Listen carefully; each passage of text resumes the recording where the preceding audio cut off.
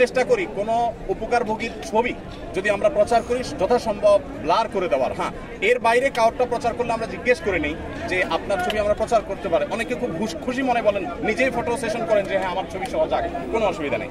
তো আমরা দায়িত্বশীলতার রক্ষা করার চেষ্টা করছি। তারপরও আমি আহ্বান করব আমাদের টিম মেম্বারদেরকে, আমরা বলি অন্যদেরকে আহ্বান করব যে আমরা যেন এই ত্রাণ দিতে গিয়ে অন্তত ফটো সেশনটা খুব বেশি না করে ফেলি, প্রয়োজনের বাইরে যেন না করি, এটা আমাদের না করা উচিত। সহায়তার যে কাজটা সেটা আমাদের চলমান আছে, এটা কিন্তু আমাদের থেমে যায়নি। এবং এই ডিপার্টমেন্টে যাদেরকে দায়িত্ব দেওয়া আছে তাদেরকে বলা আছে দেশ বন্যা হোক, জলোচ্ছ্বাস হোক, যাই হোক না কেন তোমরা তোমাদের কাজ চালাতে থাকো।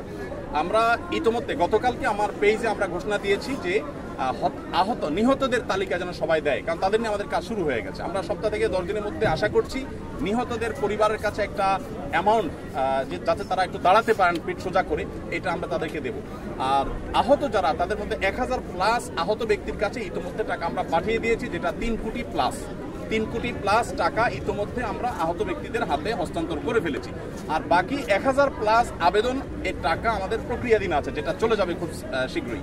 তো হতাহতদের জন্য সহায়তার যে কাজটা, এটা আপন গতিতে চলছে। আমাদের এই ত্রাণ কার্যক্রমের কারণে সেটা কোনোভাবে বাধাগ্রস্ত হচ্ছে না, এটা স্বাভাবিকভাবে চলছে। বলছেন ভাই অমুক এলাকায় কোনো কাজ হচ্ছে না, অথচ সেই এলাকাতে স্টিল আমি নিজে আসি। তখন আমাকে মেসেজ করা হচ্ছে ভাই এই এলাকাতে আপনাদের কোনো টিম যায় নাই। আমি বললাম আমি স্টিল ওখানে দাঁড়িয়ে আছি। এখন আমি যে দাঁড়িয়ে আছি এটা প্রমাণ করার জন্য তো ওখানকার কিছু ছবি, কিছু ভিডিও আমাদেরকে দিতে হয়।